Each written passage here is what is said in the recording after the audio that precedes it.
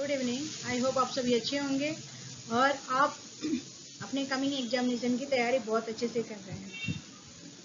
तो welcome to KG online platform. माई सेल्फ गुंजली है एंड मैं आज एक बहुत ही इम्पोर्टेंट यूनिट लेके आई हूँ जिसमें बहुत ज़्यादा स्कोरिंग होता है। तो ये है यूनिट नंबर 2 सेल बायोलॉजी और लेक्चर नंबर 5। तो इसमें जो है मैंने ऑलरेडी इसका जो अदर पार्ट है वो मैंने यूट्यूब पे डाल रखा है एंड जो बेसिक है उसको भी मैंने ऑलरेडी डाल रखा है। तो यदि आपको लगे कि आपको बेसिक क्लियर करना है तो आप हमारे प्रीवियस वीडियो को देख सकते हैं। तो आज का जो ये लेक्चर है बहुत ही इंपॉर्टेंट है, यूनिट नंबर 2 से है सेल बायोलॉजी और ये बहुत ही स्कोरिंग यूनिट होता है। तो इसमें हम देखेंगे न्यूक्लियस एंड न्यूक्लियोलस और उसको मैं डिटेल में एक्सप्लेन करूंगी। देन उसके जो फंक्शंस होंगे उसको भी मैं एक्सप्लेन करूंगी। तो प्लीज़ पूरे वीडियो में बने रहिए, पूरे वीडियो को ध्यान से सुनिए एंड देन आपके पास कुछ डाउट्स है तो आप उसको कमेंट बॉक्स में लिख सकते हैं। देन अपनी क्वेरी को भी आप पूछ सकते हैं। तो विदाउट वेस्टिंग टाइम आज का हम ये सेशन स्टार्ट करते हैं। Let's start. अब हम बात करते हैं न्यूक्लियस एंड न्यूक्लियोलस। यहाँ पे मैं थोड़ी सी समरी दूंगी।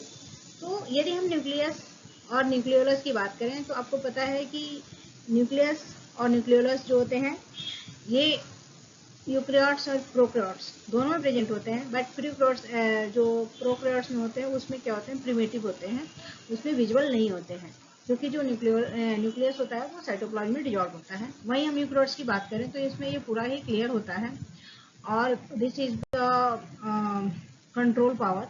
आप कह सकते हो कि जो न्यूक्लियस है वो न्यूक्लियोट्स के लिए एक कंट्रोल पावर रखता है जो सारे फंक्शंस को कंट्रोल करता है। तो यहाँ पे हम देखते हैं, यहाँ पे जो इम्पोर्टेंट है पॉइंट है वो मैं एक्सप्लेन करूंगी। देन मैंने उसको राइट डाउन भी कर रखा है। तो the nucleus and nucleolus are both the component found within the eukaryotic cells but they have distinct role. दोनों यूकैरियोट्स में पाए जाते हैं लेकिन दोनों का अपना अलग अलग इंपॉर्टेंट रोल है। The nucleus is the cell control center containing the cell DNA and regulating the gene expression. Nucleus जो होता है वो सेल कंट्रोल सेंटर भी कहा जाता है जो डीएनए को कंटेन करता है। डीएनए क्या है, एक जेनेटिक मटेरियल है और वो जीन के एक्सप्रेशन को भी कंट्रोल करता है। डीएनए रेप्लिकेशन में भी हेल्प करता है और सेल डिवीजन में भी हेल्प करता है। यानी जो न्यूक्लियस का जो पावर है वो बहुत ही इंपॉर्टेंट है फॉर यूकैरियोटिक ऑर्गेनिज्म के लिए क्योंकि ये जेनेटिक मटेरियल को कैरी करता है, जीन एक्सप्रेशन को रेगुलेट करता है, डीएनए के रेप्लिकेशन प्रोसेस को भी इसी के द्वारा रेगुलेट किया जाता है एंड सेल डिवीजन भी यही करवाता है। अब हम बात करते हैं न्यूक्लियोलस। न्यूक्लियोलस जो होता है ये सब ऑर्गेनेल है न्यूक्लियस में जो primarily responsible for the ribosome synthesis and assembly. ये क्या करता है, न्यूक्लियोलस का काम है राइबोसोम की सिंथेसिस करना और उसे असेंबल करना। तो आपको पता है कि राइबोसोम की सिंथेसिस जो होती है रफ एंडोप्लाज्मिक रेटिकुलम में होती है। अब the nucleus is the control centre of eukaryotic cells house genetic material. इसको हम न्यूक्लियस को जेनेटिक मटेरियल का हाउस भी कहते हैं और जो डीएनए है। व्हाइल न्यूक्लियोलस इज ए सब nuclear structure crucial for the ribosome biogenesis. ये जो है राइबोसोम के सिंथेसिस में हेल्प करता है कौन, न्यूक्लियोलस। तो ये कुछ बेसिक कंसेप्ट है जो आपको हमेशा याद रखना चाहिए क्योंकि कोई भी एग्जाम हो टीचिंग का, चाहे कोई एंट्रेंस एग्जाम हो उसमें ये, चाहे मेडिकल हो उसमें हर जगह ये पूछता ही पूछता है। तो आई होप ये पॉइंट जो है ये क्लियर होंगे। Now moving to next. तो आप यहाँ पे देख सकते हो ये पिक्चर के हेल्प से मैं यहाँ पे डिफ्रेंशिएट की हूँ। आप देख सकते हो कि ये न्यूक्लियस है और ये न्यूक्लियोलस है।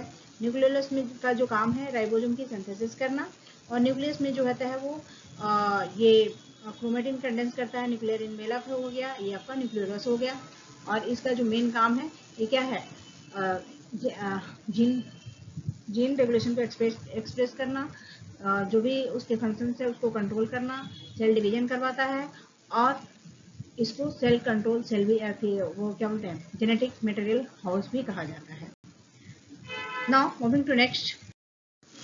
अब हम देख सकते हैं यहाँ पे डिटेल एक्सप्लेनेशन है न्यूक्लियस और न्यूक्लियोलस दोनों को हम वन बाय वन एक्सप्लेन करेंगे।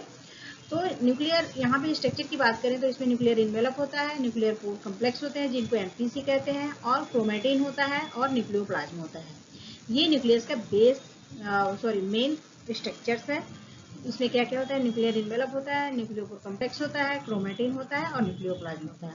न्यूक्लियर इन्वेलप की बात करें तो ये डबल मेम्ब्रेन होता है outer inner nuclear membrane with the nuclear pores. Outer membrane जो होता है कंटिन्यूअस होता है RER के साथ, और इनर मेम्ब्रेन जो होता है lamina, nuclear lamina providing the structural support. ये जो होता है इनर मेम्ब्रेन जो होता है वो उसको स्ट्रक्चरल सपोर्ट प्रोवाइड करता है, और आउटर मेम्ब्रेन जो होता है RER के साथ कंटिन्यूअस होता है। अब हमें NPC की बात कर लें तो ये 30 न्यूक्लियोपोरिन को कंटेन करता है, जिसको हम न्यूक्लियोपोरिन्स कहते हैं, नम्स के फॉर्म में जाना जाता है। और रेगुलेट सिलेक्टिव ट्रांसपोर्ट, ये ट्रांसपोर्ट के फॉर्म में ट्रांसपोर्ट जब जो भी मटेरियल ट्रांसपोर्ट होता है उसके लिए ये वहाँ पे हेल्पफुल करता है। इंपोर्ट और export of protein and RNA, ये सिलेक्टिव ट्रांसपोर्ट करता है, यानी सिलेक्टेड मटेरियल का ट्रांसपोर्ट करता है, जैसे प्रोटीन हो गया और RNA हो गया, उसका इंपोर्ट और एक्सपोर्ट दोनों न्यूक्लियर कोर कम्प्लेक्स में ही होता है। स्मॉल मॉलिक्यूल जो होते हैं स्मॉलर देन 40 किलो डाल्टन होता है, diffuse freely. Larger molecule require active transport, और जिसको इम्पोर्टिन और एक्सपोर्टिन भी कहा जाता है। अब हम क्रोमेटिन की बात कर लें तो इसमें क्रोमेटिन 2 टाइप्स के होते हैं, एक होता है हेट्रोक्रोमेटिन और दूसरा होता है यूक्रोमेटिन। हेट्रोक्रोमेटिन जो होता है कंडेंस होता है, ट्रांसक्रिप्शनली इनएक्टिव होते हैं, वहीं पे जो यूक्रोमेटिन होता है लेस कंडेंस होता है और ट्रांसक्रिप्शनली एक्टिव होता है। तो आपसे कभी कभी क्वेश्चन पूछ देता है कि न्यूक्लियस में क्रोमेटिन प्रेजेंट होता है कि नहीं होता है, और न्यूक्लियस में यदि क्रोमेटिन प्रेजेंट होता है तो कितने टाइप का होता है, तो ये आप कह सकते हो कि हेट्रोक्रोमेटिन होता है और यूक्रोमेटिन होता है। हेट्रोक्रोमेटिन जो होता है कंडेंस होता है, ट्रांसक्रिप्शनली इनएक्टिव होता है, वहीं पे यूक्रोमेटिन जो होता है लेस कंडेंस होता है, ट्रांसक्रिप्शनली एक्टिव होता है।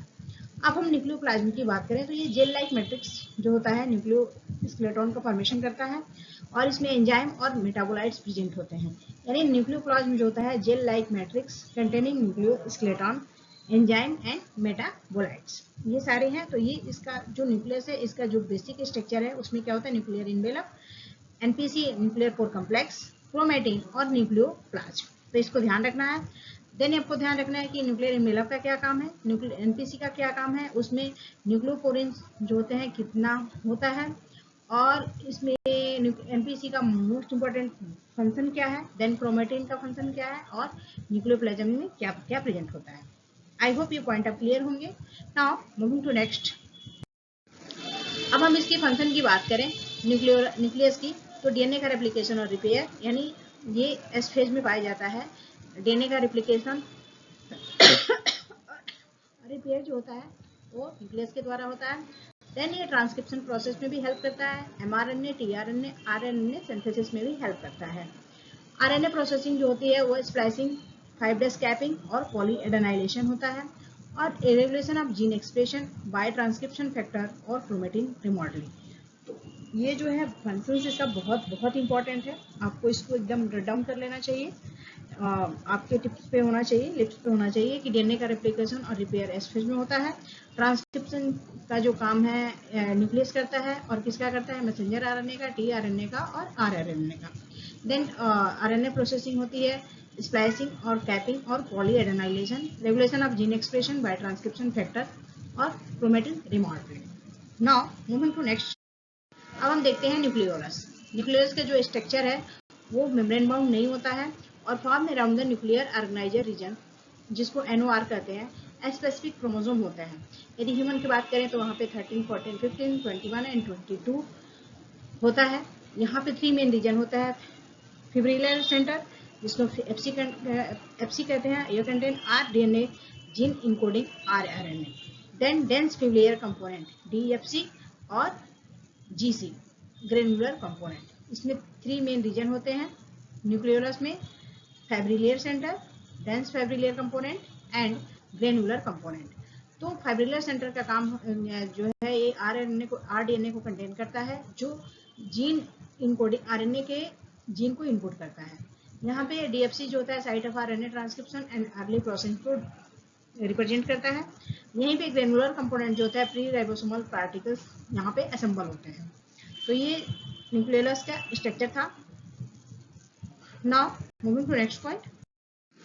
अब हम इसका फंक्शन देखते हैं। तो फंक्शंस की बात करें तो न्यूक्लियोलस का काम है RNA की सिंथेसिस और प्रोसेसिंग करना।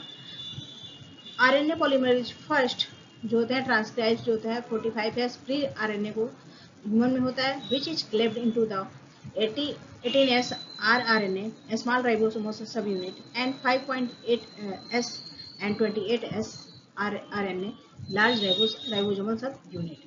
तो this is very important.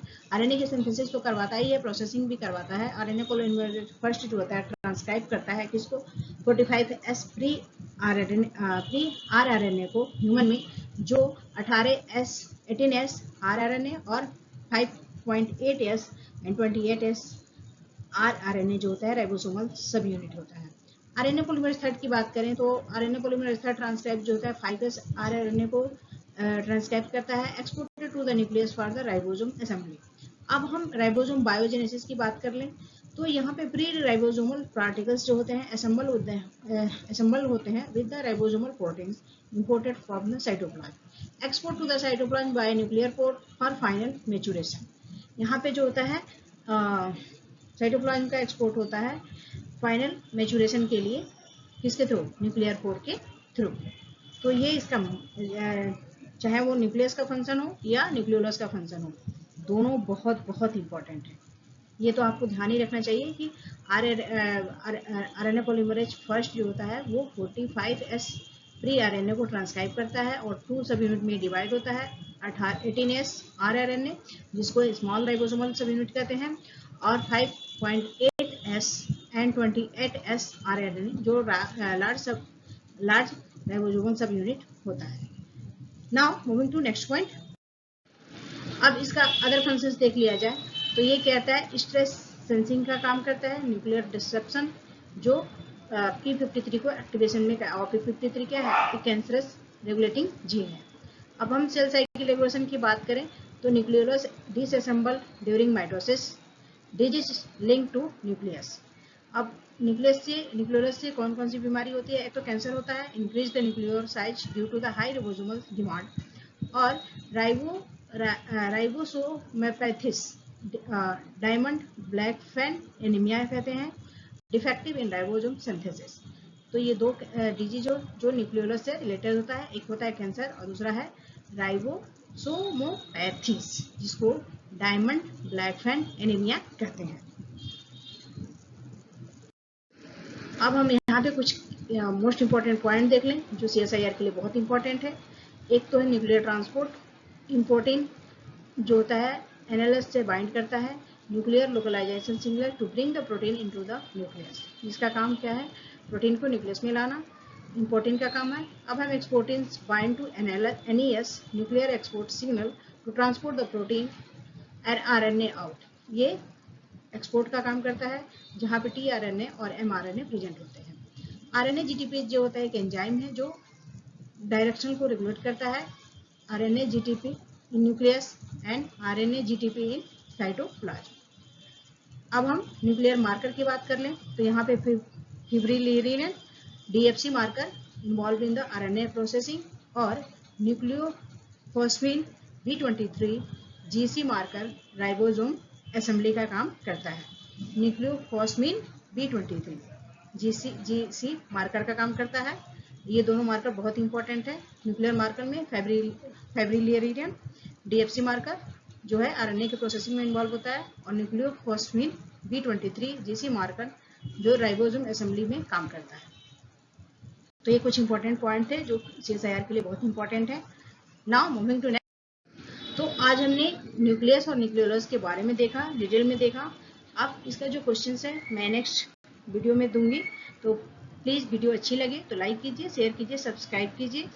So thank you very much, thank you everyone, have a good day, take care.